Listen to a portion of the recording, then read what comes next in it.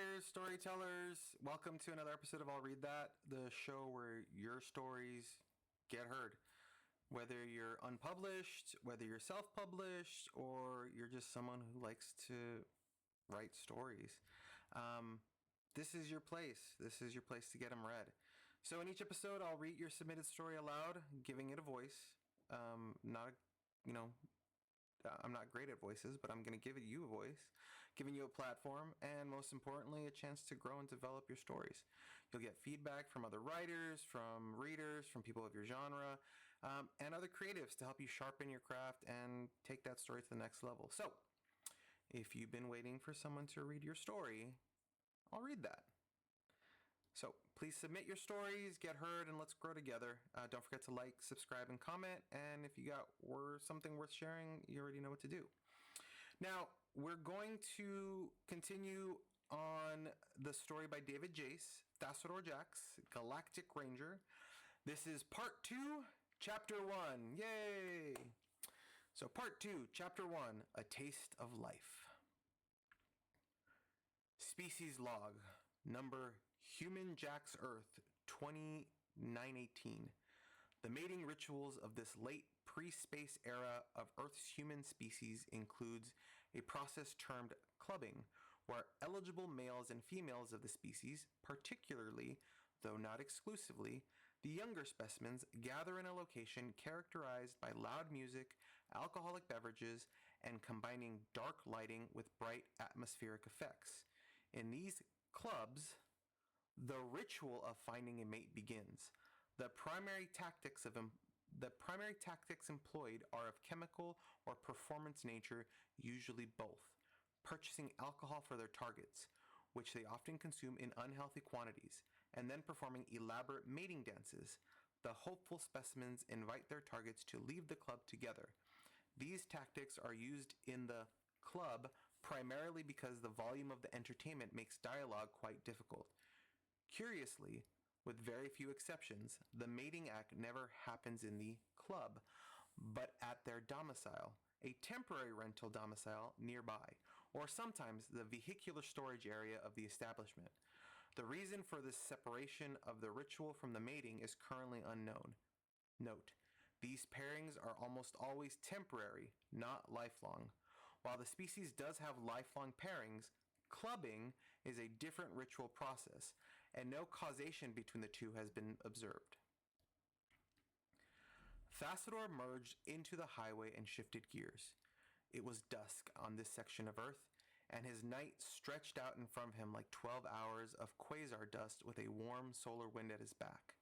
Yes, this was a primitive world still, only just barely tapping into the concept of technology, but Thassodar loved it.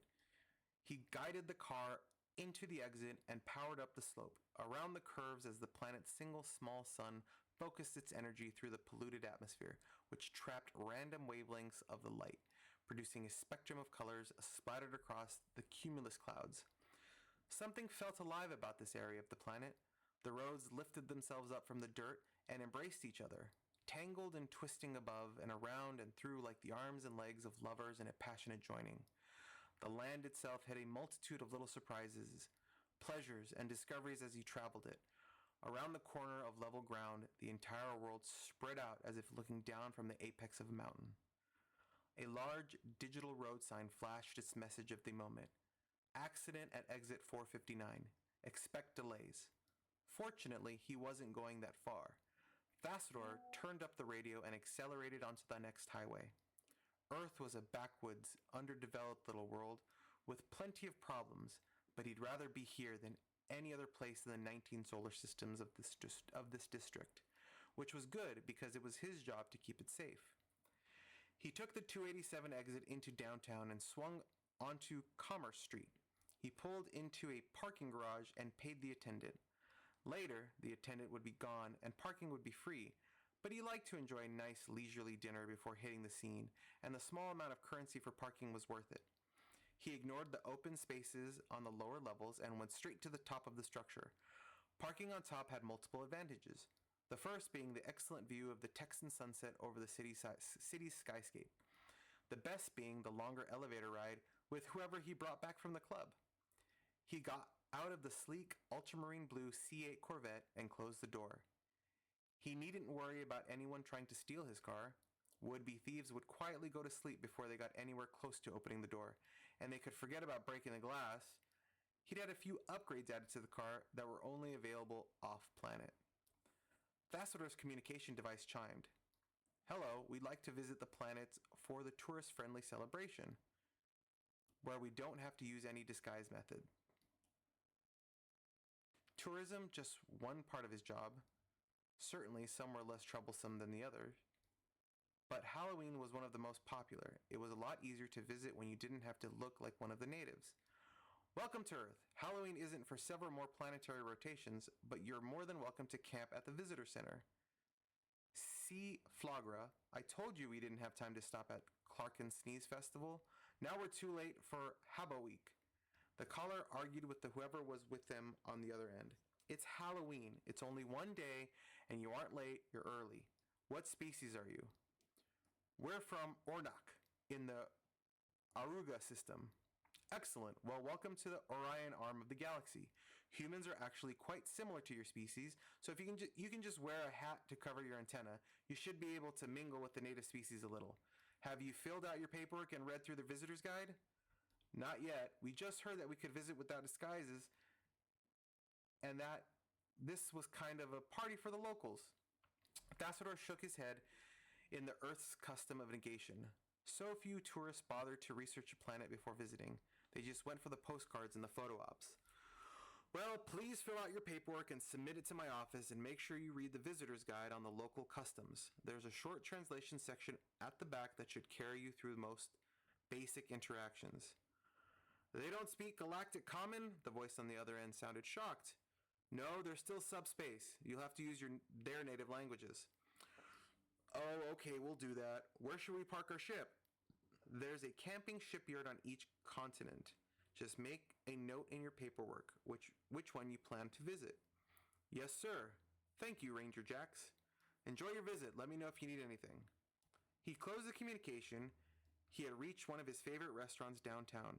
It was a casual burger and fries kind of place, which is a thick slice of meat between two pieces of bread, with sliced tubers, both fried in grease. It was an acquired taste, but he'd worked hard to acquire it, and just as he'd worked hard to make the human head gestures feel natural. The place was more crowded than usual. The hostess walked him to a table at the back and smiled. While he waited, he watched the humans. A couple of solitary diners sat at the table by themselves, the other chairs empty. Their company a computing device or a book. Several tables had pairs of humans, usually a male and a female, though not always. Eating together was a popular aspect of their courting rituals. Some tables held larger groups of friends who filled every seat and sometimes had people left over. Those tables were full of energy, laughter, and occasional shouting. Thassodar took a seat at an empty table in a corner and looked across the aisle. There was a hereditary unit there, a family.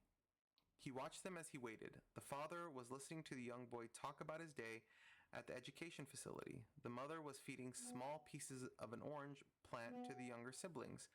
The child squished the pieces between her fingers, but then she stuck her tiny fists into her mouth and sucked on them. In the end, Thassodar decided she was getting nutrition from the activity. He chuckled as the boy listed off the planets in their solar system for his father. He asked if there was life on other planets, and the father assured them there was probably not. If only they knew, Thassodar thought. A waitress brought drinks to the family table and then approached Thassodar. She was trim and young, with rich brown hair and a very new uniform. She seemed a little overwhelmed by the crowd as she forced an exasperated smile and set down a glass of water. Sorry it took so long. We're really busy tonight. May I get you a drink, or are you ready to order? Thassodar smiled. I'll have a double cheeseburger with extra tomato and bacon with fries on the side. I'd ask for your number for dessert, but this is too big of a crowd for you to be comfortable on your, third day at work? It was important to speak the local language fluently if one were to fit in. She sighed and glanced around the crowds. Is it that obvious? No, I'm just that observant. Don't worry about me, just take care of your other tables. I've got all night. That's nice of you. I'll put this right in. but the kitchen is running a little behind too. She hurried away, and Thassodar leaned back to continue to watch the people. The Earthers were such an interesting species to watch. Their interactions were so lasted with games and social ploys. In addition, mingled into their raucous celebrations were the undercurrents of exploratory mating essays. An odd sound caught Thassodar's attention. In a corner of the restaurant, around a table, sat several people that all looked very similar. Thassodar's experienced eye placed them as tourists. They dressed as though they had robbed last year's fashion magazine. They were using too many accessories and looked unused to the clothes, perhaps even the bodies. Their skin looked waxy. The good disguise equipment was more expensive. The casual tourists went for the cheap, but barely effective stuff. However, the real tip-off was their excitement and reaction to their drinks. The Earthers didn't yet properly understand the various drugs they put in their food and drinks. Caffeine, which they used so liberally, was a drug, and for some cultures in the universe, the outlawed drug of choice. These tourists were going crazy over their cokes. Thassodar knew some tourists came to indulge in the various vices to be found on the planet, but all that should be taken in moderation, and more importantly, without making a public scene that could blow the tourists' cover. These visitors were binging on soda and risking becoming a problem. Thassodar got up from his table and made his way to the tourist corner. Glancing around to make sure no one was watching too closely, he leaned over the table. The 5 tourists looked up, snickering and still guzzling the soda. There were 3 empty pitchers on the table and another halfway to the same fate. Thassodar smiled, but there was a firm tension in his lips that he doubted they would notice immediately. "Where are you guys from?" "China," the red-haired man on the right spurted out. "Antarctica," said the tan girl in the middle at the same time. The light-eyed tourist on the far left glared at them. "We travel a lot. Why do you ask?" Thassodar glanced around again. The cute new waitress was talking to the family, and the other diners were enjoying their meals and personal celebrations. He pulled his badge out of his inside pocket of his jacket and laid it on the table in full view. "Let's try that again. Where are you from?" Now he had their attention. Their looks sobered, and the rowdiness of their prior moment was now subdued. One of them elbowed another as he tried to take the last drink from his glass of soda. The light-eyed one spoke up. "Grathnog. We're just here for the night, and we filled out paperwork before we came on planet." "Your planet outlawed caffeine, and you're here for the drinks? That's fine, but you're calling attention to yourselves. Either calm it down and back off the soda, or I take you off planet. Got it?" A disappointed round of yes sirs satisfied him, and he left them to guiltily guzzle the last half of the pitcher before looking for another. Less ranger populated place to drink in their caffeine. Looking for another less ranger populated place to drink in their caffeine. This was another side of the tourism activity that occupied much of his time, making sure they followed the rules. Thassodar returned to his table. His food was waiting. So, this is, I read part 5 and part 6 of this. I'm going to jump into part 7 in my next video because it's going to be kind of a long one before I get into chapter 2. So each chapter is broken up into multiple parts. So I read part 5 and part 6, just so you understand. But so far, I'm liking the dynamic of it. We'll see how it develops more as time goes on. So in the meantime, if you guys have a critique, if you have any positive reinforcement or anything that you want to help him grow his story and develop in it, please comment, and I'm sure he'd love to read it. So if you're a writer and you have a story that wants to be read, or just you want someone to hear it, please send your unpublished or your self-published work to the email address in the description, and I might feature it in an upcoming episode of I'll Read That. Could be a short story, could be a long story, could be a chapter book, could be a novel, whatever you want.